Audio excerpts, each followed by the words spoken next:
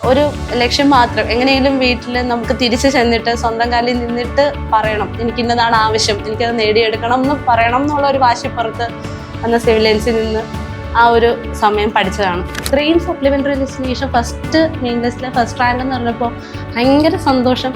കരയണോ ചിരിക്കണോ, നമ്മളിപ്പോൾ ക്ലാസ്സിൽ കിട്ടുന്ന നോട്ട്സിന് പുറമെ നമുക്ക് ആ പഠിച്ച സബ്ജക്റ്റ് ഒന്നുകൂടെ തറവാനായിട്ട് സിവിൽ ലൈൻസിൽ നിന്ന് തന്നെ പഠിച്ചു കഴിഞ്ഞാൽ മെയിൻ ലിസ്റ്റിൽ കയറി കഴിഞ്ഞാൽ ഒരു 3 വർഷത്തിനുള്ളിൽ ഉറപ്പായും ജോലി കിട്ടുമെന്ന് നമുക്കൊരു കോൺഫിഡൻസ് കൂടി പഠിക്കാൻ പറ്റുന്നൊരു വർഷമാണ് 2025 എന്ന് പറയുന്നത്. നമുക്കൊരാളെ ഇഷ്ടമാണെന്ന് പറഞ്ഞു, പക്ഷെ വീട്ടിൽ നിന്ന് തീരെ സപ്പോർട്ടില്ലാതെ മുന്നോട്ട് പോയില്ല.